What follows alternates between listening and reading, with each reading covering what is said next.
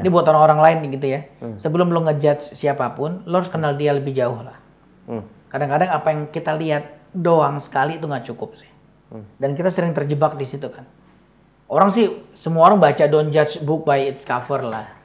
Gitu kan ya kalimatnya kan ya. Tapi kan pada prakteknya, orang sering kali begitu kan.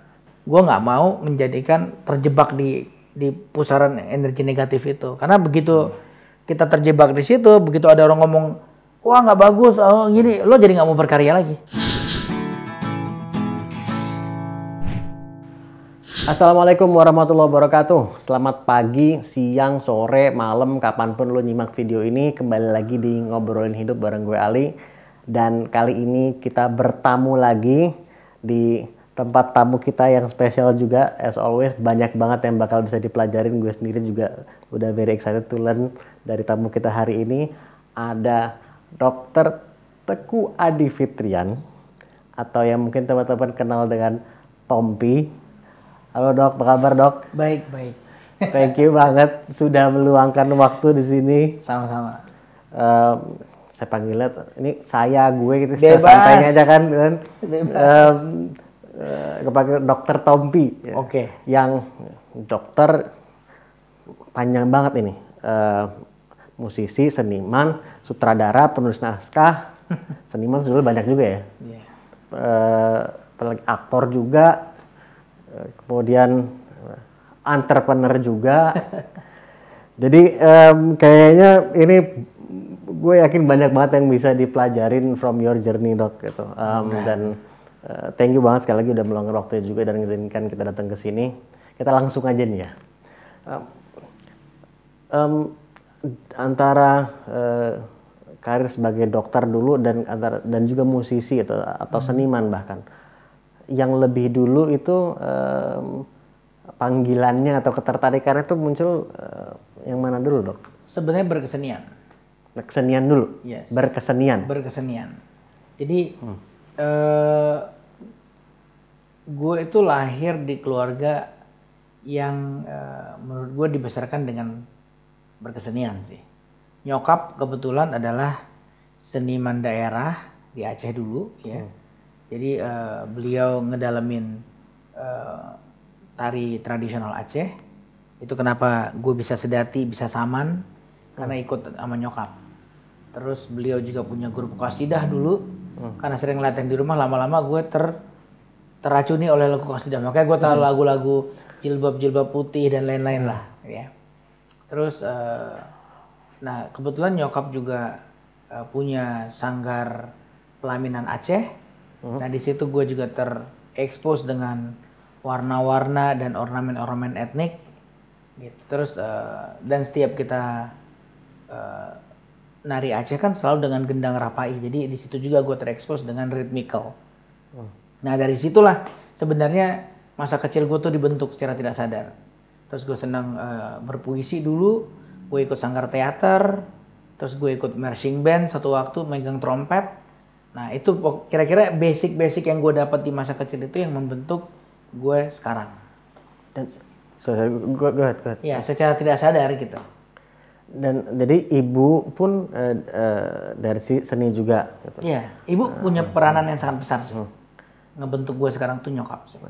Dan ayah? Kalau bokap lebih ke penikmat ya. Bokap tuh kalau di dunia kesenian beliau penonton aja. Penikmat tadi. Lebih ke penikmat. Nah, terus sampai ada kalau gitu kan udah tertariknya lebih sama dunia seni nih. Banget, makanya gue nggak pengen jadi dokter tadinya. Nah itu sampainya terus. Jadi lulus SMA, kebetulan secara akademik dari SD, SMP, SMA akademik gue oke. Gitu. Jadi prestasi akademiknya bagus, gue cukup kuat di eksak, punya ketertarikan untuk belajar eksak gitu ya. Jadi IPA, makanya SMA masuk IPA, ngedalamin gue suka math. Nah sampai akhirnya begitu lulus SMA, gue ngomong ke nyokap, aduh kalau, jadi gue mau ngambil apa, kata nyokap waktu itu. IKJ aja deh. Nyokap kaget, loh kok IKJ gitu. Iya karena emang seneng, passionnya ke sana gitu. Pengennya ke arah sana gitu. Tapi kata nyokap, di masa itu memang nyokap melihat seniman itu belum bisa hidup layak lah. Negara belum hadir menjamin kelayakan seniman. Ada yang sukses, ada yang bahagia, tapi ya nggak sebanyak yang nggak sukses. Gitu. Makanya nyokap ngeliat, udah jangan ntar hidup lo susah. Gitu. Jadi dokter aja. Nah, jadi dokter, kalimat jadi dokter aja itu ya semacam semacam keterpaksaan buat gue sebenarnya. Karena pada masa itu gue nggak pengen jadi dokter gitu. Cuma nyokap memaksa lah dalam tanda kutip, udah jadi dokter. Gitu. Ya udah gue lulus SMA ke Bandung, ikut bimbingan tes di sana, ngisi lembar UMPTN, milih FKUI waktu itu pilihan pertama gue, pilihan kedua gue ITB, ya keterima di FKUI, ya udah, here we are, jadilah gue dokter akhirnya. Tapi mulai enjoy juga kah kemudian atau awalnya nggak suka juga? Awalnya nggak enjoy. Waktu 2 tahun pertama itu gue suffering sih. 2 tahun pertama kuliah kedokteran gue bener-bener yang, aduh ini kayak bukan lingkungan gue nih. Gitu. Maksudnya walaupun gue cukup terhibur dengan ada waktu itu tentang ngeband, ada kegiatan berkeseniannya lah, tapi ya 90% kan jadi kutu buku ya, harus baca terus ujian yang berat-berat gitu tuh. Sebenarnya gue nggak keberatan, nggak masalah dengan beban akademiknya sih. Ya seperti tadi gue bilang, secara akademik gue nggak goblok-goblok amat lah dari dulu gitu. Bisa ngejar gitu kalau gue mau gitu. Cuma nggak enjoy, kayak ngerasa gue nggak di situ gitu. Nah jadi sempet di 2 tahun pertama gue sempet ngomong ke nyokap tuh kayak apa berhenti aja ya. Gitu, apa berhenti aja ya, misalnya kayak ngerasa berat gitu. Terus ya pokoknya nyokap bener-bener yang udah, nyokap tuh punya alasan kuat sih kenapa gue harus jadi dokter. Ya selain faktor di Aceh itu di masa itu dengan gue jadi dokter ya mengangkat harkat derajat keluarga juga, gitu. Jadi pegangan buat keluarga juga gitu. Nah, alasan itulah yang akhirnya membuat gue tuh ngerasa ya udah deh gue jalanin deh gitu. Nah kenapa sampai akhirnya gue ngerasa betah dan malah bisa berkarya di sini di bidang kedokterannya, itu setelah gue menemukan satu pola sebenarnya. Dulu gue pikir kan gue pengen berkesenian, berarti gue harus jadi seniman dong. Ternyata enggak loh. Berkesenian itu adalah passion. Gue bisa menerapkan berkesenian itu di bidang apapun yang kita mau sebenarnya. Dalam hal ini kebetulan profesi gue menjadi seorang dokter. Nah, mungkin gak gue berkesenian dalam berkedokteran? Gimana tuh? Nah, sampai akhirnya gue menemukan itu sih. Dan gue bukan orang yang cara belajarnya itu baca, nulis, terus memorize, terus langsung ingat semua, enggak. Jadi gimana? Very unique. Gimana? Buku tuh gue nyanyiin. Oke, ini menarik nih. Jadi dulu itu gue punya, jadi nyokap tuh beliin gue minta sama nyokap beli Walkman. Gue inget banget tuh Walkman, sampai dari gue masuk ke dokteran sampai rusak, gue lulus. Jadi semua materi pelajaran gue nyanyiin. Jadi gue baca sambil gue nyanyiin. Gue ngomong tentang siklus Krebs, gue ngomong tentang patofisiologi penyakit tertentu, gue ngomong tentang bagaimana obat itu didigest, itu gue nyanyiin. Jadi gue kemana-mana selalu pakai earphone dulu. Orang kirain gue dengerin lagu, enggak. Gue dengerin suara gue sendiri sedang menyanyikan apa yang gue harus memorize. Kayaknya dirilis jadi album ya. Udah nggak ada tuh, udah nggak tahu di mana. Sehingga pada saat ujian gue baca soal, gue ngerasa kayak gue pernah denger deh nih.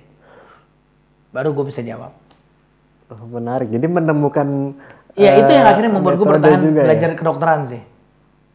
Interesting. Nah, ini juga kan banyak orang yang mungkin masih melihat kayak orang yang berkarya di dunia sains gitu ya. Dengan yang berkarya di dunia seni itu kan kayaknya punya cara berpikir yang berbeda sekali. Betul, seolah-olah bertolak belakang ya. Nah, sedangkan dokter sendiri kan sekarang menjalani dua-duanya gitu. Yep. Dan cara gue ngejalanin, dan sejujurnya cara gue ngejalanin dunia eksaknya dengan cara pola pikir berkesenian sih. Sama seperti misalnya gue sekarang, gue punya klinik Beautiful, gue ngerjain salah satu surgeon yang ngerjain rhinoplasty yang cukup ekstensif, ya. Orang waktu gue ikut workshop nih, belajar rinoplasti menggunakan tulang rawan iga, belajar di Turki, belajar di Rusia, belajar di mana-mana gitu. Mostly pengajar selalu mengukur. Mengukur apa maksudnya? Berapa sudutnya, berapa derajat harusnya sudut tip ini maju. Terus berapa sudut yang harus kita capai pada saat tip itu terhadap sisi tengah, garis belakang. Pokoknya ada patokan-patokannya. Ya, kayak lu bangun bangunan lah. Bangunan itu harus sekian derajat, ini palangnya harus sekian gitu-gitu. Gue pelajarin itu, ya. Sampai yang gue hafal itu adalah bukan sudutnya, tapi bentuknya. Nah, pada saat bentuknya itu udah kerekam di kepala gue, kenapa sudutnya begitu? Karena mau mencapai estetika ini. Nah, itu yang gue coba replika. Sehingga pada saat gue bekerja, gue nggak pernah ngukur sudut. Gue geser aja, ini harusnya bagusnya begini nih. Nah, di situ rasa itu bermain gitu. Sehingga ya buat gue itu berkesenian. Sudut adalah cara gue mengukur, jadi orang lain mengukur sudutnya untuk mencapai rasa berkesenian yang ingin gue terapin, seolah-olah begitu sih. Jadi perspektifnya aja yang beda. Lo ukur, gue ngerasain. Tapi untuk mencapai titik yang sama yang kita mau gitu. Dan ternyata it's possible, ternyata itu mungkin. Jadi kayak craft, it's your craft gitu kayak. Ya kalau buat gue ya, gue kenapa gue seneng banget operasi hidung misalnya setiap hari. Kalau bisa setiap hari harus ada operasi hidung. Gue seneng karena buat gue tuh kayak berkesenian. Bikin nih gimana cara jadi begini ya. Begitu ngelihat pasien, lihat ini bagusnya gini sih. Ya udah baru kita lihat jaringannya, mungkin nggak gue dorong begini. Nah tapi pada saat itu gue kerjain, gue udah nggak ngukur. Gue beli jangkar buat ngukur sudut segala macam, tapi nggak pernah gue pakai. Itu gue kerjain pada saat belajar, proses belajarnya iya. Once udah prakteknya gitu, udah ngerjain, udah rasain. Nah itu yang gue, di sini ada beberapa teman-teman yang memang ya kita belajar bareng. Itu yang gue coba share ke mereka gitu. Pakai semua indera yang lo punya. Kalau lo mengukur, lo berarti cuma pakai satu indera doang. I see. Nah, rasain dong waktu kita narik, lo rasa dong tense-nya. Oh segini nggak boleh. Dia bolehnya harus loose. Bolehnya segini, ya itu dirasain. Jadi semua indera harus dipakai. Terkadang kan ada orang yang juga mungkin dia nggak sepenuhnya, bukan nggak sepenuhnya percaya, tapi mungkin ya nggak sepenuhnya percaya karena ada rasa takut juga hanya untuk mengandalkan si feel tadi itu gitu kan, sehingga aduh gue nggak berani deh ngandalin itu, gue pokoknya patokannya ini. Sedangkan dokter sendiri kan you use both gitu. Itu yang gue bilang, makanya gini, kita nggak bisa paksakan sepatu kita ke orang lain kan. Gitu. Jadi cara yang gue kerjain adalah yang paling enjoy buat gue berusaha memaksimalkan apa yang gue punya. Justru kalau gue menghafal, kalau gue terlalu semua diukur, itu bukan, karena gue pasti nggak akan bertahan dengan pekerjaan itu. Nah jadi lo punya apa? Ingin mencapai titik A, bisa nggak dengan yang lo punya? Oh bisa. Nyampe nggak kak? Nyampe. Dan kenapa harus pakai cara orang lain? Kan tujuannya untuk mencapai titik A dong. Iya. Gitu. Jadi nggak masalah gue rasa. Dan gue nggak maksain yang gue kerjain ini untuk dikerjakan orang lain. Iya. Nah bahwasanya gue share perspektif gue, iya. Kalau gue begini nih, ini yang gue rasain. It works for me gitu. Nah it works for me. Nah kalau kesulitan lo mengukur, karena yang lo omongin barusan exactly itu ada beberapa temen gue. Misal gue ngedesain mata nih, gue ngukur. Gue ngedesain sayatan breast misalnya. Gue nggak pernah ngukur berapa senti. Wah, udah ada rumusnya tuh. Jadi misalnya kalau kita mau ngelakuin breast augmentation ya, kita bikin sayatan di bawah lipat payudara.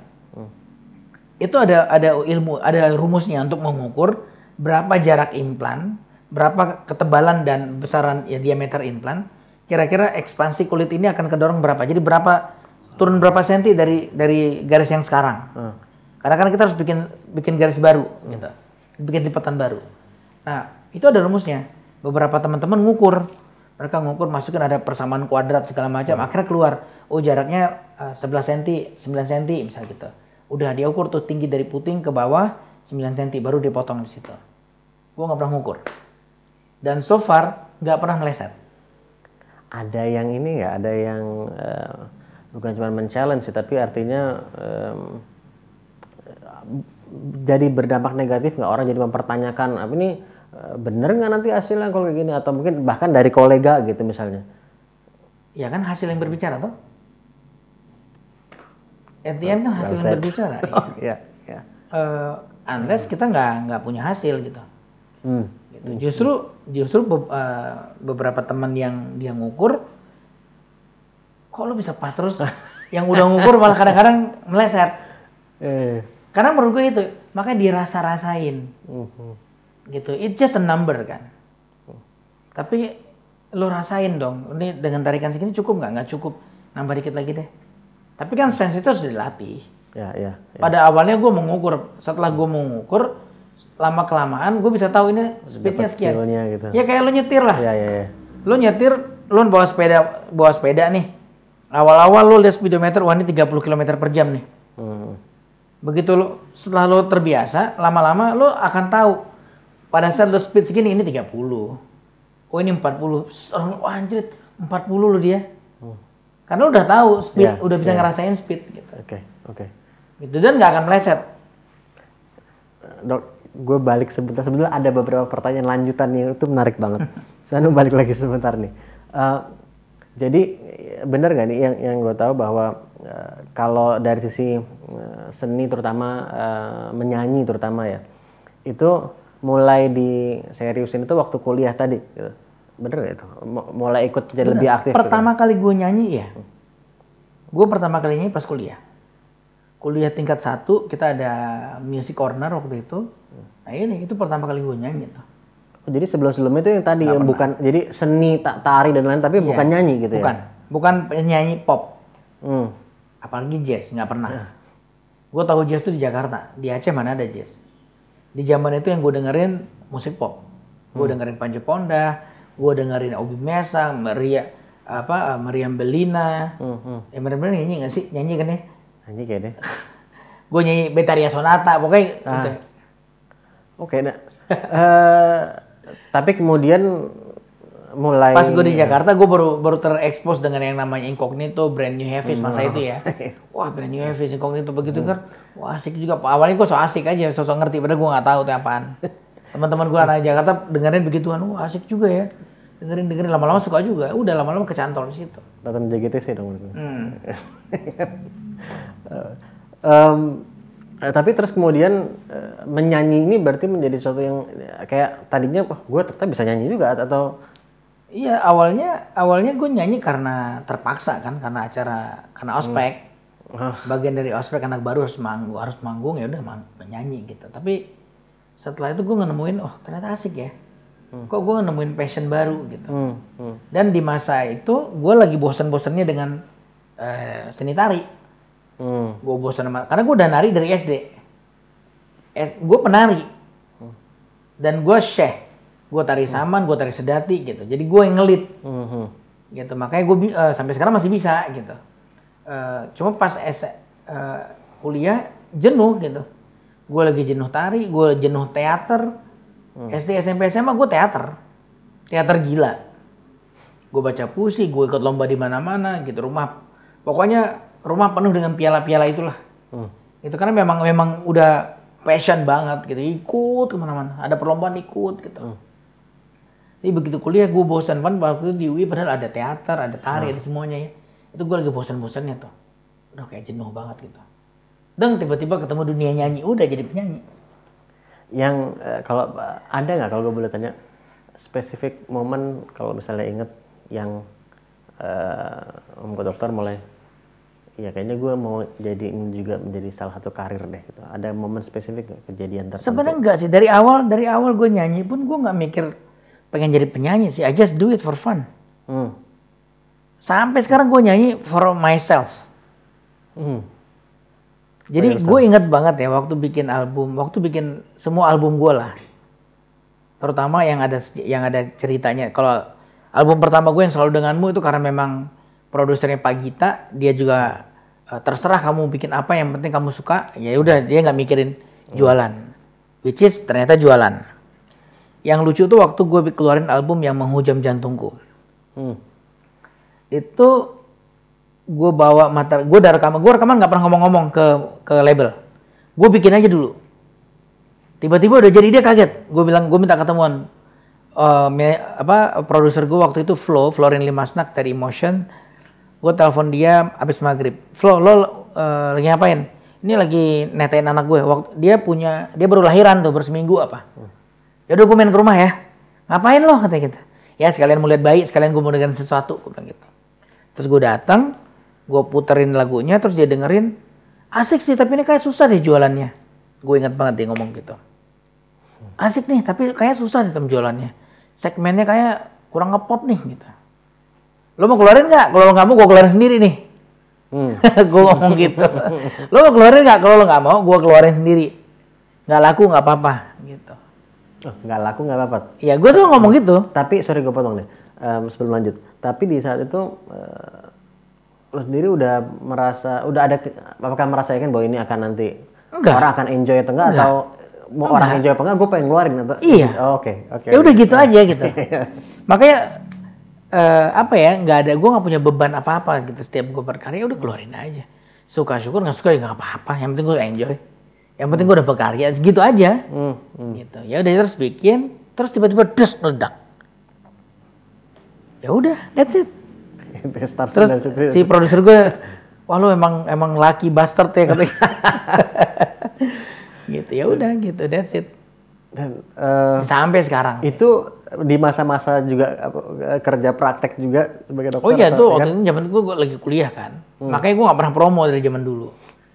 Gue nggak pernah ngerasain promo keliling radio kemana-mana, nggak pernah ngerasain. Toh pun ada gue sesekali ke radio untuk promosi album. Kebetulan memang pas lagi ada waktu kosong slot aja. Tapi nggak diniatin. Ini oke, ini biasa kan setiap launching album tuh 3 bulan pertama kan promo. Ngiter kemana-mana. Gue nggak bisa dong, gue kuliah. Makanya sama waktu gue sign sama Emotion, gue bilang, pokoknya lo jangan paksa-paksa gue ngiter. Dan gue hanya akan terima kerjaan yang nggak mengganggu kuliah. Gitu doang sih waktu itu. Dan mereka approve, oke. Oke, nggak apa-apa. Katanya, udah, let's go.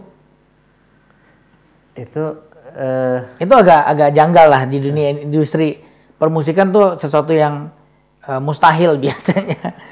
Karena kan semua punya target kan, mereka punya target gitu. Kalau gitu gue mau tanya, apa yang membuat lu juga waktu itu, menurut kalau kita ini apa, kalau dokter lihat kembali gitu ya, kadang dokter kadang lu sekeluarnya apa ya, maaf. Waktu kalau kilas balik lagi sedikit, yang sampai membuat mereka kok sampai mau sih dengan dikasih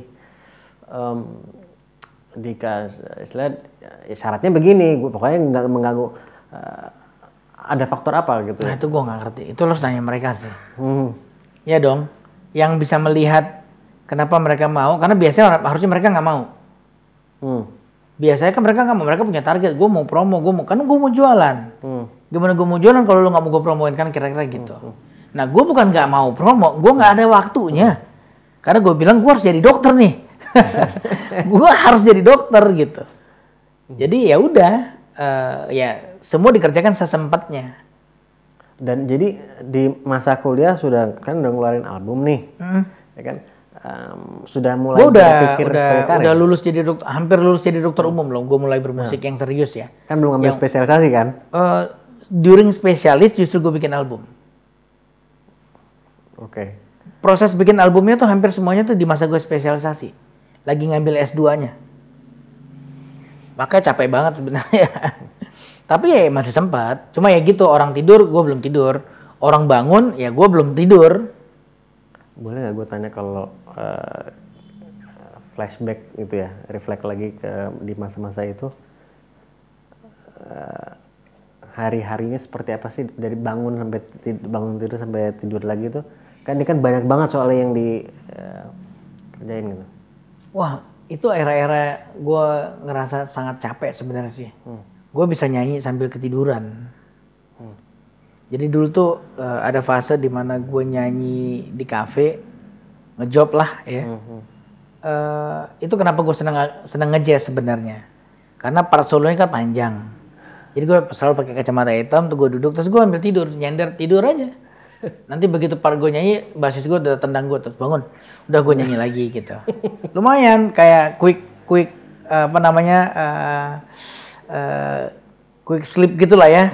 Beberapa menit, semenit, 2 menit mereka solo, gue bangun nyanyi lagi. Gitu. Pas lagi mereka solo. Ya itu ada fase-fase gue ngalamin itu. Terus ya capek dalam arti karena pagi gue harus kalau waktu spesialis itu kan kita jam 6 tuh udah jalan ke rumah sakit, ke kampus. Udah cek pasien segala macam, ronde muter semuanya. Jam 7 udah laporan jaga biasanya. Terus dari pagi sampai sore itu pasti udah tugas di kamar operasi atau di poli atau dan lain-lain gitu ya. Terus sore kadang-kadang nggak bisa langsung pulang. Kalau memang jatah jaga, biasa jatah jaga dulu sekitar 2-3 kali dalam seminggu. Ya udah jaga malam. Sampai besok pagi kuliah lagi seperti kemarin jam aktivitas seperti biasa pelayanan. Kayak gitu terus selama 5 tahun. Dan itu kan bukan sekedar nyanyi, musiknya pun bukan sekedar nyanyi, tapi nulis lagu juga, gitu kan? Iya. Gue ambil kayak itu dan itu selama 5 tahun gitu. Iya, 5 tahun begitu terus. Bener nggak kalau gue bilang begini? Lo nggak akan mau ngejalanin itu semua gitu ya? Kalau di saat itu mungkin juga sudah semakin enjoy kuliahnya atau kedokteran itu sendiri, bener gak? Atau masih belum enjoy juga? Sebenarnya enggak, sebenarnya gini. Itu fase itu gue udah mulai enjoy. Fase gue ngambil bedah plastik gue udah mulai enjoy. Gue udah mulai mensinergikan energi gue berkesenian dengan keinginan gue menyelesaikan akademiknya sih. Gimana tuh mensinergikan? Ya itu tadi yang gue bilang, gue udah nemu gitu. Ternyata untuk mengimplementasikan rasa gairah gue berkesenian, ternyata nggak hanya dengan menjadi seniman gitu. Gue bisa menjadi bisa gue implementasikan di kedokteran gitu. Gue udah nemu pakem itu sih. Begitu udah nemu itu ya udah gue ngejalanin hari-hari udah kayak berkesenian aja gitu. Cara gue menghafal, cara gue belajar, cara gue operasi, cara gue mendengarkan, merespon segala macam itu udah kayak berkesenian gitu.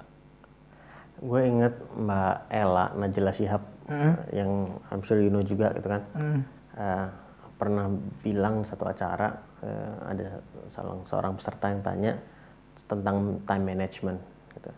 Dan jawaban dia itu menurut gue itu sampai sekarang gue keinget bahkan tuh.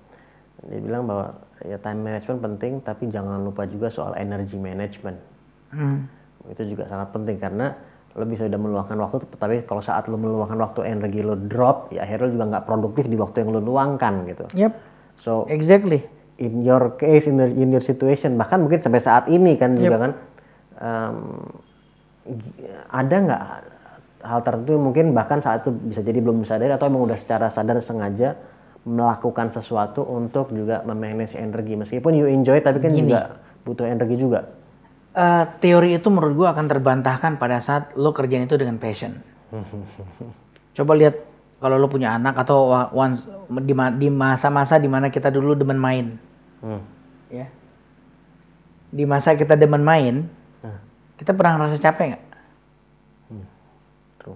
Enggak juga. Anak gue itu bisa kalau nggak gue marahin untuk berhenti main game, dia bisa sampai besok pagi masih main game depan komputer. Where's the energy came from? Iya kan? Karena dia punya passion, dia lagi senang-senangnya di situ. Pada saat lo senang, lo nggak ada capeknya, produktif banget di situ. Tapi harus senang. Coba lo suruh ngerjain sesuatu yang lo nggak senang, wah walaupun baru bangun tidur capek aja bawaannya. Iya nggak? Iya kan? Ya. Sama kayak kita suruh tahajud lah, suruh bangun tahajud, aduh kayak berat banget tuh. Padahal baru tidur seharian, tidurnya dari sore biar ntar jam 2 enak bangunnya, kagak bangun juga, memang males. Gitu-gitu juga dan hal lainnya. Ya. Jadi menurut gue emang gue setuju dengan teori time management, gimana kita ngebagi waktu. Terus energy management juga sangat penting supaya waktu yang udah lo siapin energinya ada. Nah tapi jangan lupa satu hal lagi yang sangat menentukan sebenarnya, passion management. Buat mereka yang mungkin belum menemukan apa yang menjadi passion mereka, atau apa sesuatu yang mereka minati lah paling nggak gitu. Cari pasti ada, lo nggak mungkin. Ada nggak saran? Cari passion ya, pasti semua orang pasti punya minat lah. Cuma kadang-kadang lo nggak menyadari kalau itu bisa jadi duit, kalau itu bisa jadi material sumber pencaharian, kalau itu bisa menjadi sumber semangat, kalau itu bisa menjadi pekerjaan gitu. Sekarang apa sih sebenarnya yang nggak kerja itu, job itu apa sih sebenarnya? Ini nanya gue nih maksudnya. Iya, maksud gue job itu apa sih? Orang kadang-kadang mikir kita terjebak di pemikiran waktu kita kecil aja. Lo kalau besar nanti harus jadi guru, lo harus jadi polisi, lo harus jadi, iya kan? Kayak profesi gitu. Iya, seolah itu menjadi tujuan hidup, padahal kan enggak. Kalau lo senangnya ngebual, dan lo ngebual dalam arti berkomedi ngomong terus nggak berhenti dan lucu, ternyata bisa jadi duit kan? Ternyata bisa jadi pekerjaan toh. Jadi nggak harus lo tinggalin itu terus lo jadi guru gitu, atau lo jadi kerja di bank gitu. Ya dalamin aja sebagai stand up comedian misalnya, atau pelawak atau apapun itulah. Jadi senang masak gitu. Kan nggak harus, kalau senang masak terus nggak harus jadi traveler buat nyobain masakan orang dong. Ya lo belajar masak, terus bikin yang lo seneng gitu. Wah enak, buka restoran, meledak, bisa kan? Nah, makanya beda gitu. Sama seperti gini ya. Waktu gue belajar ngedit Final Cut Pro. Gue motret, gue seneng megang kamera, gue video, dan gue seneng ngedit sendiri. Pada saat gue lagi belajar, passion tuh, ide banyak segala macam, cobain, wah bisa nggak tidur 2-3 hari tuh depan komputer. Nggak tidur, bukan nggak mau tidur, kagak bisa tidur. Otaknya jalan terus, pengennya beresin sampai kelar gitu. Tanya sama semua yang lagi kecantol begituan. Tapi once lo udah jadi pekerjaan, kerja restoran segala macam, itu beda rasanya. Nah itu tadi yang gue bilang passion management. Lo udah nggak bisa lagi ngatur itu jadi sebagai bagian dari passion. Udah jadi rutinitas doang. Jadi kayak ada beban, ada unsur bebannya mulai ada. Jadi beda, jadi nggak enjoy gitu kerjanya. Nah, gue selalu berusaha melakukan itu dengan memaintain passionnya.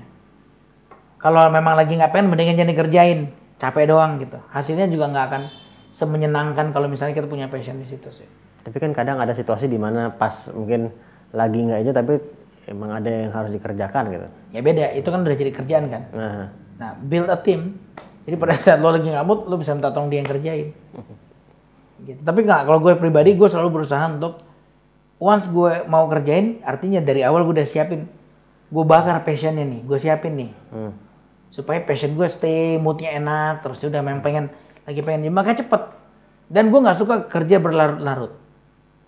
Gue bisa syuting iklan, ya iklan sifatnya tuh lebih kayak bukan iklan komersil buat perusahaan sebesar Unilever atau yang lain-lain ya. Misalnya ada temen punya brand fashion, minta saya kerjain, Tom mau dong, gue ada budget sekian nih, bantuin dong bikinin buat commercial works-nya, video shoot gitu. Itu gue bisa shoot pagi itu, malam udah gue deliver. Dan hasilnya lo mungkin nggak akan percaya, hah beneran nih? Ya I can show you, ya tapi maksudnya bisa kayak gitu. Shoot, dan gue nggak suka shoot yang kebanyakan, even kalau gue shoot film, gue kemarin sempat syuting film yang selesai sebelumnya, Pretty Boys, gue nggak suka take shot kebanyakan stock shot. Jadi dari awal gue pengennya udah tahu lah lo mau nge-shot apa sih, mau ini, lo butuhnya apa, ini, ya udah take itu aja. Terus di OP gue bilang, tapi kita stok aja, siapa tuh perlu, nggak usah. Gue take ya, lo take tapi udah pasti nggak gue pakai. Karena menurut gue ngapain buang-buang waktu. Terus akhirnya editing jadi lama banget karena milih dari cuma buat adegan ngambil minum doang. Ya lo take sampai 4 angle, buat apa? Lo nggak akan pakai 4-4-nya kan? Adegan minum pasti begini, udah lo kalau nggak take dari depan, dari samping, atau terus rambut juga balik dari manapun, pasti satu doang shotnya. Terus kenapa harus take banyak-banyak? Nah, mendingan dari awal lo pikirin, ini kayak gue mau dari depan aja deh. Ya udah take depan aja, udah dapet yang lo mau, ya udah. Oh nggak dapet, ulang aja bagian itu. Jadi nggak perlu option ya. Oke, choice ya. dari jauh, dan ada lagi dari depan tapi jauh gitu nggak.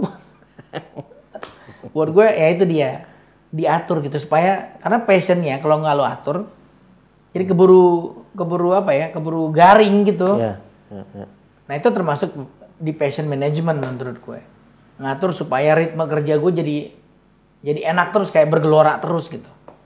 Dari tadi beberapa kali gue mendengar dokter tadi bilang, gue tuh orangnya begini, gue tuh orang begitu, gue tuh orangnya begini. Buat gue itu salah, kayak radar gue agak nyala. You know yourself gitu. Cukup baik atau bahkan sangat baik gitu. Apakah menurut lo dokter itu orang yang reflektif nggak? Do you consider yourself reflektif dalam arti apa nih? Dari waktu ke waktu juga meluangkan waktu untuk refleksi diri, untuk berdialog dengan diri, meluangkan waktu. A lot. Kalau itu ya. Kalau itu a lot. Setiap gue bisa melakukan sesuatu, gue pasti mempertanyakan lagi, udah benar apa enggak ya? Gitu. Ya udah benar apa enggak? Ada yang salah nggak? Gitu. Ada yang harus gue benerin nggak? Gitu. Atau keep on track. Itu selalu sih. Ya. Nah justru gue rasa karena gue sering begitu, makanya akhirnya gue cenderung jadi orang yang lebih frontal. Gitu. Gue orangnya apa ya? Ya frontal sih menurut gue. Frontal dalam arti gue nggak terus senang basa-basi, gue apa adanya. Nah itu yang kadang-kadang membuat orang menurut gue sering salah tanggap. Wah Tompi itu sombong banget orangnya. Banyak teman-teman gue yang termasuk Glenn itu pertama kali kenal gue setelah sekian lama kita berteman, akhirnya dia ngomong, gue pikir lo tuh dulu tuh sombong banget ya. Ternyata enggak ya. Gitu. Jadi karena yang mereka lihat adalah apa yang kelihatan mungkin ya. Karena gue orangnya nggak gini. Oh ini deh nggak usah, ini aja. Karena gue udah tahu yang gue mau apa. Nah buat sebagian orang sombong lu. Padahal enggak, gue cuma nggak buang waktu buat yang nggak perlu gitu. Jadi oke. Dan you have to know me more lah. Misalnya ini buat orang-orang lain gitu ya. Sebelum lo ngejudge siapapun, lo harus kenal dia lebih jauh lah. Kadang-kadang apa yang kita lihat doang sekali itu nggak cukup sih. Dan kita sering terjebak di situ kan. Orang sih, semua orang baca don't judge book by its cover lah. Gitu kan ya kalimatnya kan ya. Tapi kan pada prakteknya orang sering kali begitu kan. Ngelihat misalnya kita marah-marah sekali, wah pemarah nih. Tanpa memperhatikan alasan kenapa dia sampai tiba-tiba jadi marah misalnya gitu. Dan oke, ini sekali lagi ada beberapa cabang sebenarnya. Gue tadi kembali ke energi tadi, gue juga melihat ini, by the way ini kita syuting malam ya. Tadi sebelum syuting ini juga dokter ada meeting dulu dan bayangan gue dari pagi sudah berkegiatan. Tapi salah satu hal yang gue yakini mengenai energi itu meskipun nggak kelihatan kita bisa ngerasain ya. Karena saat tadi masuk, duduk dan ini mulai itu energi di ruangan beda gitu. Dan ini gue appreciate banget gitu maksudnya. Gue appreciate banget dan saat bercerita pun juga gue bisa merasakan it comes from your heart gitu. Dan tadi itu menurut gue ini mau nyambung ke pertanyaan gini sebetulnya. Apa sih yang biasanya, ada nggak hal-hal lain yang dokter lakukan juga tadi selain you love what you do gitu tentunya, tapi ada nggak hal yang sama sekali nggak ada hubungannya sama yang dijalani dalam konteks karir atau berkarya yang untuk juga keep your energy up gitu? Nggak ada gue rasa ya. Nggak ada. Karena gue pasti nggak akan ngelakuin sesuatu yang menurut gue nggak ada manfaatnya sih. Suka try new things gitu nggak? Relatively no. Jadi berfokus. Gue orangnya sangat ambil aman dalam hal-hal begituan. Gue senang experience, tapi gue pasti akan ngambil aman. Misalnya paling sederhana nih, kalau gue masuk restoran, kecenderungannya gue akan duduk di tempat duduk yang sama. Selalu. Kecuali tempat duduk tuh udah ada yang ngisi. Selalu. Di restoran, misalnya gue ke restoran cepat saji ayam A gitu di daerah Sarinah Tamrin misalnya. Kalau gue masuk, gue pasti akan duduk di situ. Selalu. Misal gue di airport deh, pasti tempat nongkrong gue itu terus. Nggak ada keinginan gue pengen ganti kan banyak tuh kafe di situ. Nggak, pasti gue di situ terus. Dan menunya pasti itu terus. Karena bener nggak kalau gue nebak nih, soto banget gue nebak nih. Jadi nggak buang-buang waktu dan lu udah tahu itu lu akan suka. Iya. Karena nggak mau buang waktu. Gue udah tahu ini yang udah pasti bener. Udah ini aja deh. Gue tahu udah suka ini depan. Nah nanti biasanya gue jadi nyobain sesuatu yang beda itu karena pada waktu gue travelingnya atau pergi itu sama teman atau sama keluarga, sama istri atau sama siapapun itu. Nah terus dia mesen sesuatu yang beda. Kayak biasanya suka nyobain tuh, cobain. Wah ternyata enak juga nih. Oke next gue cobain itu deh. Jadi gue harus firm dulu. Sedangkan kalau dilihat dari karir kan juga banyak gitu. Oke, seni. Tapi kan seni kan luas gitu. Menyanyi, dari mulai tari dengan menyanyi, dengan masuk ke film pun menulis naskah, iya, acting, sutradara, iya, itu kan banyak, itu berbeda-beda gitu kan. Artinya you try new things juga kalau dari satu sisi. Enggak juga. Kalau dulu kan gue udah, kalau berkesenian kan gue dari dulu kan ikut teater segala macam. Ya film sebagai director backgroundnya ya teater. Oke. Nulis lagu background gue ya gue dulu nulis puisi, gue baca puisi. Jadi di channel dalam apa bentuk yang berbeda. Iya, ini gitu. cuma presentasinya aja. Ada nggak lo prinsip tertentu yang dipegang dalam menjalani hidup? Ya gue rasa udah tergambar dari yang tadi ya. Gue nggak suka basa-basi. Gue nggak suka buang-buang waktu gitu. Maka gue paling bete kalau misalnya dulu tuh ya, bukan bete sama TV-nya sih. Kalau setiap acara TV itu gue paling bete dulu. Karena nunggunya kelamaan. Maksudnya nunggu iklan atau nunggu? Enggak, jadi misalnya gini, kita syuting nanti jam 8 malam. Tapi disuruh datang tuh dari jam 11 pagi. Oh. Persiapan dulu bla bla bla, nggak ngapa-ngapain, duduk dong di ruang tunggu ngobrol sama yang lain. Ya, acara TV kayak syuting maksudnya. Iya. Gue tuh makanya gue paling males dulu kalau acara TV, aduh. Makanya gue selalu kirim orang dulu. Mereka standby di sana kan udah tahu. Makanya gue, jadi kalau dulu ya setiap acara TV gue selalu bilang ke manajer gue, lo pastiin syutingnya jam berapa, jam berapa yang bener-bener gue harus ada di sana. Nah, ntar awal-awal tuh orang TV-nya mungkin karena ya mungkin ya di masa itu banyak artis yang ngomongnya datang jam 7, ntar datangnya telat, nggak on time gitu. Mungkin ya, mungkin nggak semua juga tapi mostly gitu di era itu. Nah jadi gue selalu minta mereka pastiin jam berapa. Kalau syutingnya jam 8 ya udah, gue harus ada berapa, jam setengah 8 nih. Ya udah pokoknya setengah 8 gue akan ada di situ aja. Sebelumnya nggak usah cari gue, kira-kira kayak gitu. Jadi setiap dulu dapat tawaran TV, gue bilang dari awal, gue nih praktek ya, atau gue nih sekolah dulu ya. Sekolah gue berkelar jam sore. Jadi jangan berharap gue datang dari siang, gue nggak bakalan ada. Gitu. Kalau boleh, oke, jawabnya diterima. Kalau nggak boleh, ya mendingan jangan. Tapi gue selalu komunikasiin. Jadi nggak mau, bukan mau menang sendiri gitu. Gue nggak minta diprioritasin, tapi tolong difasilitasiin yang wajar aja gitu. Kalau emang syutingnya jam 8, ngapain lu suruh gue datang jam 11? Ya gue datang jam 7 masih oke dong. Masih sempet dandan, masih sempet ganti baju, masih sempet rehearse dan lain-lain kan gitu. Oke, jadi terkait waktu, mengapresiasi terhadap waktu gitu, dan juga tadi apa adanya gitu kan. Kalau yang Yap. frontal itu kan artinya yang gue dapat adalah ya apa makanya adanya. Makanya orang kadang suka gitu sebel kan.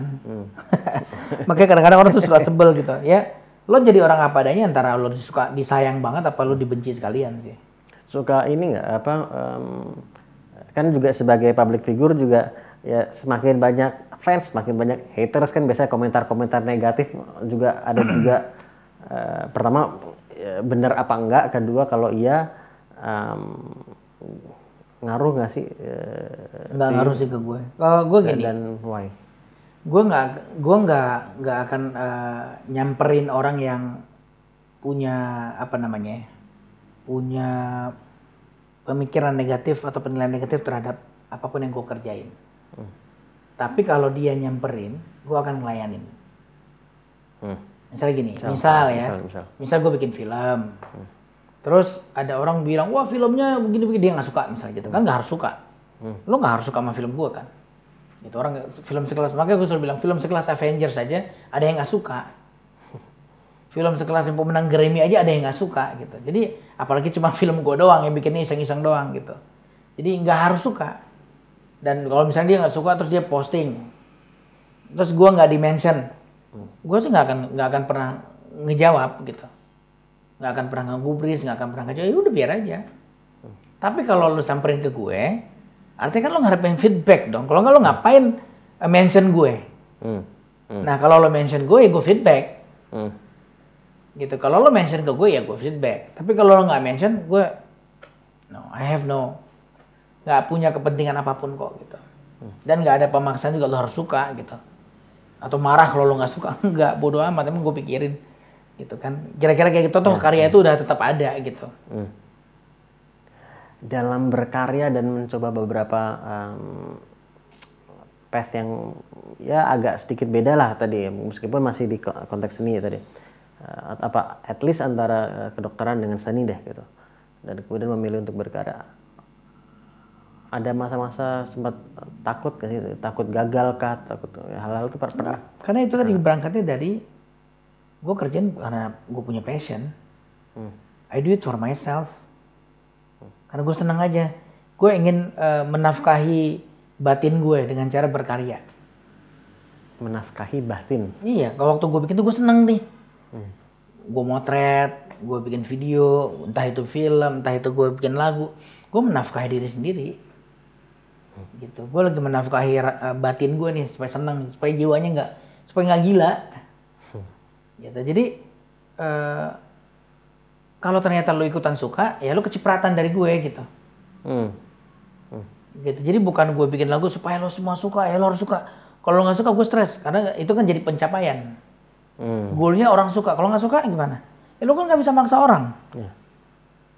Gitu. Jadi udah bikin aja. Bikin gitu, lempar, suka syukur, nggak suka ya nggak apa-apa. Jadi nggak butuh validasi orang lain juga gitu. Ya, tidak butuh validasi orang ya. Dari dulu seperti itu kah? Kalau dipikir-pikir lagi, kalau dari dulu dari gue kecil begitu. Dari gue kecil. Dan ada nggak yang kalau kan itu soal ya masa bodoh dalam arti yang positif gitu ya, itu kan dari dulu seperti itu sampai sekarang. Bentar, sebenarnya bukan masa bodoh sih. Gue nggak pernah menjadikan respon orang itu sebagai beban. Oke. Tapi bukan berarti gue nggak mikirin. Ya, misal lo suka, lo nggak suka, tentu itu akan menjadi asupan dong buat gue. Ya, walaupun goal gue adalah bukan untuk menyenangkan lo. Oh bahwasanya lo senang, of course it's a bonus, tambahan energi buat gue. Tapi kalau lo nggak senang, lantas gue tersiksa gitu. Gue jadi kepikiran, gue jadi nggak mau berkarya, gue jadi enggak. Jadi itu tidak akan pernah menjadi impact negatif buat gue. Jadi negatif yang negatif penilaian negatif dari lu tidak akan menjadi impact negatif buat gue. Paham gue. Tapi bukan berarti gue cuekin. Gitu. Cuma gue nggak perlu, karena itu tadi nggak mungkin nyenengin semua orang. Ya Nabi Muhammad aja ada yang nggak seneng kok. Itu sekelas Nabi loh. Gue apalagi gue makhluk hidup biasa, debu doang nih. Gitu. Apalagi kita debu doang kan. Gitu. Yang sekelas Nabi aja ada nggak seneng, lo bayangin tuh. Terusnya banyak. Iya kan? Sekelas Nabi lo bayangin tuh. Ya, apalagi kita yang begini doang gitu, masih banyak celaknya. Cuma ya itu tadi, gue nggak mau menjadikan terjebak di pusaran energi negatif itu. Karena begitu kita terjebak di situ, begitu ada orang ngomong, wah nggak bagus, oh gini, lo jadi nggak mau berkarya lagi. Lo jadi terbuli kan. Gue nggak mau. Gue nggak mau, itu artinya kalau buat gue ya, kata-kata gue nggak mau itu kan artinya it's a decision gitu, bener. Iya. Gue memilih untuk tidak menjadikan itu sebagai beban. Gitu. Oh bahwa, tapi gue cukup tahu, oh dia nggak suka. But it's okay, yang itu suka gitu. Memilih. Jadi itu kan artinya pilihan, artinya lo menyadari bahwa itu adalah pilihan. Yep. Dan lo memilih untuk ya udah gitu. Yep. Dan tadi benar, jadi bukan masa bodoh tapi dipikirin, tapi tidak sampai membuat berdampak negatif kepada gue. Dan dari dulu, dari kecil sampai besar seperti itu sekarang. Ada nggak yang berbeda dari Tompi yang dulu ke Tompi yang sekarang, yang kalau reflect from your journey sejauh ini gitu? Ya gue rasa kita tuh harusnya menjadi person yang dynamic ya. Dynamic yang artinya nggak ada orang yang sama plek ketik plek sih. Gitu kan, apapun yang kita lewatin dari waktu ke waktu tuh akan nempak kan. Akan membuat perubahan. Mungkin nggak kita sadarin tapi orang lain yang akan ngelihatnya gitu. Oh dulu dia gampang tersinggung, sekarang dia lebih enggak misalnya gitu. Oh dulu dia begini, sekarang beda lagi, kan bisa aja. Tapi gue rasa progresnya pasti harusnya ke arah sesuatu yang jauh lebih baik sih. Nah, gue sendiri ngerasa dulu sekarang gue jauh lebih banyak mendengar, jauh lebih banyak mau share ideas, ya, dan lebih banyak mau sedikit menahan diri di belakang gitu daripada terlalu di depan, instead of dulu. Entah karena faktor menua, ya, atau memang energinya udah mulai terkuras. Gitu. Jadi kalau dulu, wah langsung bet bisa cepet tuh. Kalau sekarang ya udah tunggu dulu, lihat dulu. Ya mungkin bagian dari aging gue kali itu. Kalau kemudian Dok sekarang bicara soal menjadi seorang entrepreneur dalam bidang kesehatan ini di klinik Beautiful ini gitu. Ini kan kalau tadi musik misalnya, ya orang nggak suka ya udah gitu kan. Sedangkan ini kan ada kalau kita bicara spesialis dokter di sini kan, klinik ini kan juga ada dampak ke orang langsung secara fisik gitu kan. Nah, ada nggak fear saat memulai apalagi ini sebagai bisnis juga gitu? Enggak sih, enggak ada fear juga sama sekali. Enggak. Dan yang membuat sampai akhirnya ingin jadi entrepreneur juga di bidang ini apa, Dok? Ya ini kan pekerjaan gua, sekolahnya kan ini, dan I have the knowledge then I use it, kan gitu kan. Tapi nggak semuanya memulai jadi klinik sendiri juga gitu. Ya kan nggak semua orang harus sama. Oke, iya. Tapi dari awal gue memang nggak pengen kerja buat orang gitu. Oke. Dari awal gue lulus, gue ingat gue pernah ditanya oleh salah satu senior. Gue lulus, gue langsung buka klinik Beautiful. Terus gue ditanya sama salah satu senior gue, lo ngapain sih buka klinik? Lo harusnya kerja dulu sama senior-senior yang lain, magang dulu, baru ntar kapan kalau udah punya pengalaman banyak baru buka klinik sendiri gitu. Jangan baru lulus langsung buka gitu. Itu pertanyaan dia ke gue. Terus gue jawab, gue udah sekolah dokter umum 6 tahun, bedah plastik 5 tahun, so 11 tahun gue sekolah. Dididik di tempat dengan berbagai macam ilmunya. Kalau udah diajarin 11 tahun terus lulus lu kagak mandiri, terus lu ngapain aja 11 tahun kemarin? Nah yang nanya ke gue langsung diem.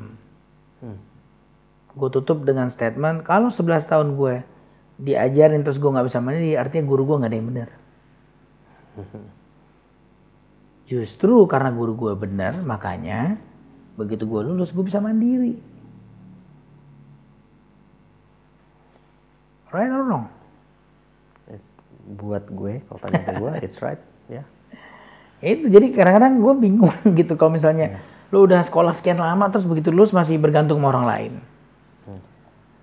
Ya pengembangan of course dong, ini ilmu kan nggak pernah berhenti kan. Kan bukan berarti lulus terus langsung buka kayak buka warung warteg gitu kan, nggak gitu. Ada persiapannya, ada knowledge yang harus dikembangin dulu, bla bla bla. Itu kan gue kan nggak harus share ke orang-orang. Gue ini dulu ya, gue ini dulu. Makanya gue nggak terlalu seneng majangin sertifikat. Lo kalau masuk ke klinik dokter tuh biasanya banyak tuh masakin sertifikat dia habis ngapain. Gue sih nggak terlalu seneng. Gue lebih seneng masang lukisan. Makanya lo lihat di klinik gue tuh penuh dengan lukisan, penuh dengan gambar, foto dan lain-lain. Karena kalau piagam itu nggak akan menunjukkan lo nguasain, cuma nunjukin lo datang. Lo punya piagam banyak nih, hadir kongres ini. Itu cuma nunjukin lo datang ke acara itu. But lo mastering di situ nggak? Belum tentu kan? Nggak ada yang nunjukin apa ya karyanya. Gitu. Begitu lo operasi, hasilnya menyenangkan, hasilnya tidak menyenangkan, nah, itu kan yang akan berbicara kelak. Kalau ini pertanyaan ke dokter dan juga masih lanjut dari sisi bisnis tadi ini this is your clinic that you founded gitu kan. Dan berarti kan ada aspek kepemimpinan juga nih dok. Yep. Ada aspek people management. Yep. Dan tadi dokter sempat bilang, ya gue orangnya nggak basa-basi, frontal yang kadang orang suka salah tangkap gitu kan. Yep. Dari pengalaman dan pembelajaran dokter sejauh ini dalam konteks managing people seperti apa dok? Apalagi ada tadi frontal tadi yang kadang beresiko orang salah paham gitu. Gue kalau di dalam hal memimpin ya, gue nggak suka banyak ngomong. Makanya I don't talk a lot with my employee. Gue nggak suka bercanda sama employee. Karena supaya dia tahu kalau pada saat kerja ya, pada saat kerja I don't talk a lot. Let's talk, do more. Itu yang gue kerjain. Tapi begitu kita acara makan-makan, begitu kita acara di luar, lo boleh tepok kepala gue juga nggak apa-apa. Gitu. Tapi di kantor pas lagi kerja, I'm very serious person, very. Dan gue senang memberi contoh. Jam kerja kita itu jam 9 sampai jam 5 sore. Tapi gue selalu datang jam 7:30 pagi.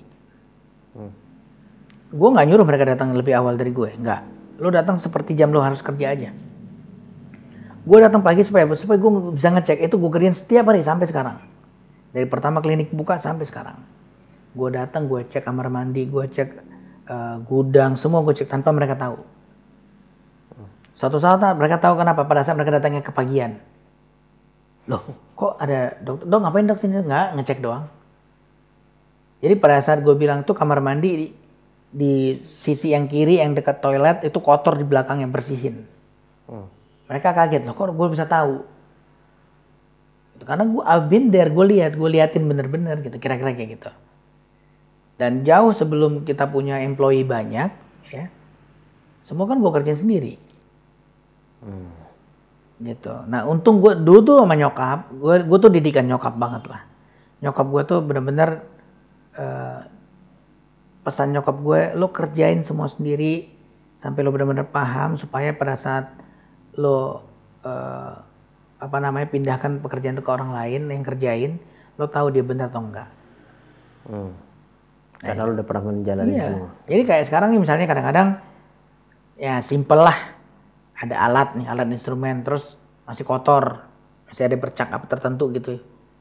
Terus gue bilang, gue panggil yang bersihin. Ini nggak bersih, bersihin. Udah dok, udah saya sikat nggak hilang. Nah gue nggak akan marah-marah. Gue tarik dia. Ini gue bersihin. Kalau bersih, lo masih mau kerja atau enggak? Kalau gue ternyata bisa bersihin di depan lo nggak usah kerja lagi ya. Enggak dok, bentar saya ambil dok. Dibersihin terus ternyata bersih. Jadi emang nggak dikerjain. Nah, gue tentu nggak akan berani bertaruh itu kalau gue nggak yakin itu bisa dibersihin. Justru karena gue udah pernah bersihin dan gue tahu itu bisa dibersihin, makanya gue bisa bilang ini pasti ini cuma caranya aja mungkin salah. Ya lo gosok pakai air doang ya nggak bisa. Rendam dulu, habis direndam kan udah diajarin semuanya. Nah, so lo nggak kerjain properly makanya nggak works gitu. Ya kira-kira kayak gitu. Jadi gue you can ask my employee, gue jarang marah-marah. Gue nggak pernah yang nunjuk marah-marah banget, nggak pernah. Biasa cukup dengan lirikan aja mereka udah tahu kalau gue oke. Cukup dengan lirikan. Gue kalau operasi misalnya ya udah tahu, sorry dok maaf. Gitu. Buat gue itu penting buat lu tahu bahwa itu salah. Gitu. Kadang-kadang gini ya, kita tuh bukan marah karena salahnya sih. Kalau gue lebih marah karena lo nggak tahu lo salah, itu yang bikin gue marah sih. Kalau lo tahu itu salah, then you fix it, dan no more discussion, gue nggak akan perpanjang. Dan gue orang nggak dendaman juga kok.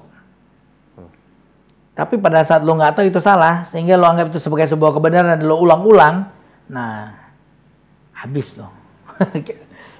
Gemas banget rasanya. Ada beberapa pertanyaan lagi dok, if you don't mind.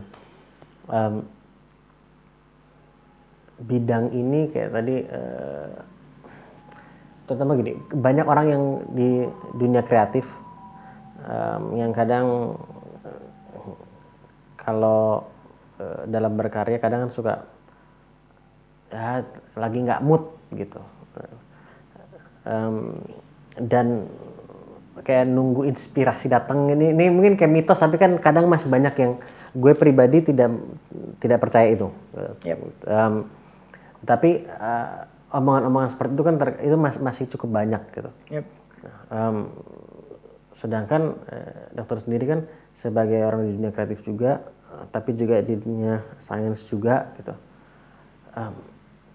Kalau ada nggak dari apa yang dokter pelajari di dunia sains ini, yang kalau tadi kan diaplikasikan dari seni ke sains kayak tadi rasa itu, ada nggak yang sebaliknya yang juga mungkin membantu agar bisa lebih konsisten berkarya di dunia seni, tapi ilmu-ilmu tertentu yang dapatnya dari dunia sains? Sistem kerja sih. Ya itu yang tadi yang gue maksud. Gue beruntung sih bermain dua kaki lah istilahnya. Ya. Kita kalau di berkesenian kan kecenderungannya kan freestyle. Ya kan, ya itu kayak tadi lo bilang, kerja mau berkarya nunggu mood dulu. Terus kadang-kadang proses berkarya bisa panjang gitu. Nah kalau gue senangnya bersistem, supaya nggak buang-buang waktu. Karena banyak yang pengen gue kerjain gitu. Ya itu tadi, jangan sampai mau nge-shoot hal yang simple doang jadi panjang banget, diulang-ulang gak karu-karuan. Nah pernah satu waktu gue jadi talent waktu itu. Gue jadi talent salah satu iklan lah. Adegannya minum kopi. Gue minum sampai kembung tuh. Gue minum, ulang lagi, minum, ulang lagi. Pokoknya nggak bener-bener. Setelah diulang beberapa belas kali, gue panggil direkturnya. Sorry yang marah ya. Tolong liatin ke saya, lo maunya gue minum kayak apa? Liatin ke gue minumnya harus kayak apa? Supaya sekali take gue bisa tiru persis sama seperti yang lo mau. Dan we're done. Nggak take berulang, gue udah kembung nih minum kopi terus dari tadi.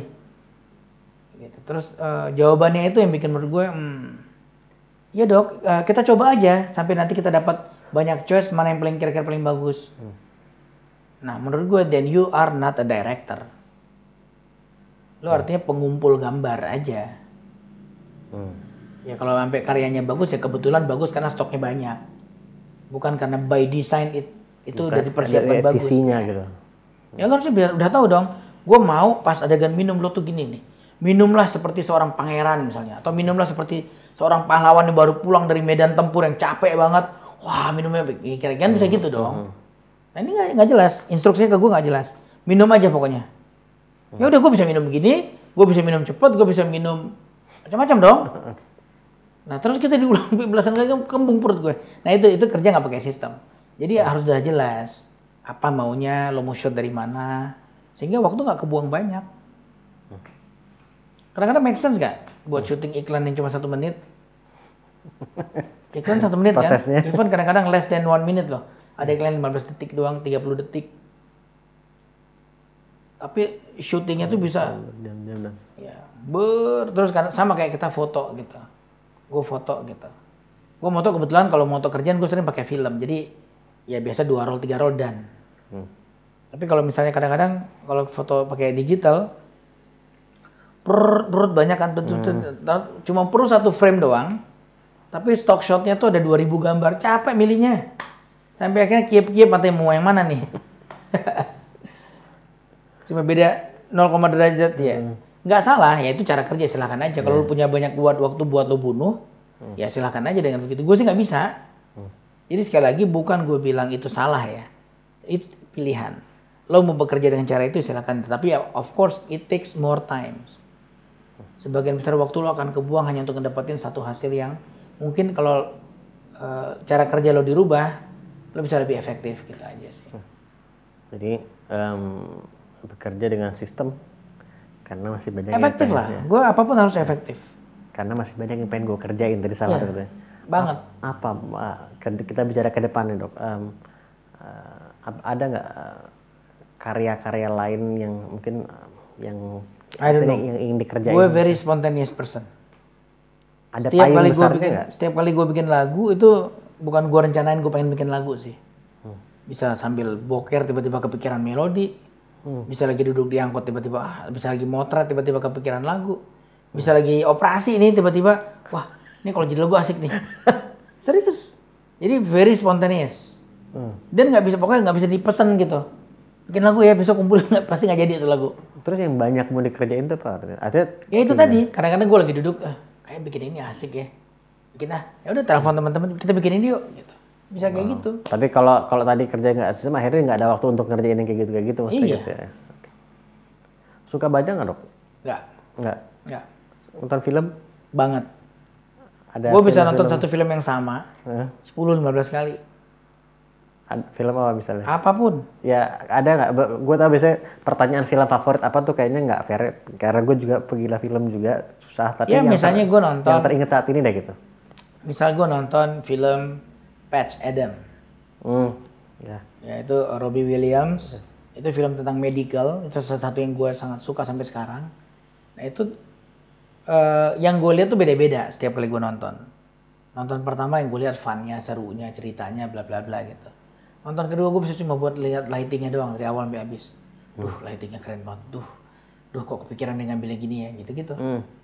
Terus nonton berikutnya gue bisa cuma ngelihat cara dia masukin jokes, cara dia masukin message tertentu, hidden message-nya gitu-gitu lah. Jadi nontonnya dengan kacamata yang berbeda-beda gitu dari makanya nggak pernah bosan. Sampai kadang-kadang istri gue nggak bosan nonton film ini terus enggak. Karena yang gue lihat tuh beda. Gue nggak ngelihat yang lo lihat gitu. Apalagi ada lagi? Mungkin satu lagi deh film. Banyak, hampir semua film yang gue tuh yang terpikir. Yang terpikir sekarang misalnya yang salah satu yang sering gue ulang-ulang ya. The Last Castle. Robert Redford. Iya. Iya. Lo jangan tanya sama gue nama pemainnya. Iya, gue ingat. Nah itu gini, beda sama gue ya. Orang kadang-kadang bisa nonton, dia tahu, dia bisa hafal nama pemain, director, scriptwriter. Gue nggak pernah hafalin itu. Gue nama pemainnya, tapi gue tahu itu yang itu pokoknya. Gue tahu cerita, makanya kadang-kadang judul filmnya gue suka lupa. Gitu, bukan nggak penting ya, karena memang kemampuan gue mengingat tuh lemah lama begituan. makanya gue jadi dokter bedah plastik, gue nggak jadi dokter penyakit dalam. Gue kemampuan gue mengingat dosis obat, interaksi obat itu terbatas gitu. Jadi daripada gue buang-buang waktu buat maksain mikirin begituan, nah gue ngambil yang bidang yang kira-kira nggak perlu banyak mengingat begituan lah. Nah, termasuk nonton film. Jadi kalau gue nonton film, gue cuma hanya mengingat yang gue pengen ingat. Jadi kayak lightingnya, ini itu pasti gue kulik abis gitu. Tapi kayak nama-nama pemerannya ini gue suka siapa yang mainnya gue lupa namanya. Tapi gue tahu yang itu orangnya gitu. Dan Last Castle gue juga enjoy filmnya. Ya best lah itu. Failure, soal kegagalan ada perspektif nggak? Perspektif dokter tentang how do you see failure gitu? Gue pernah beberapa kali fail yang membuat gue tuh bener-bener kayak ngerasa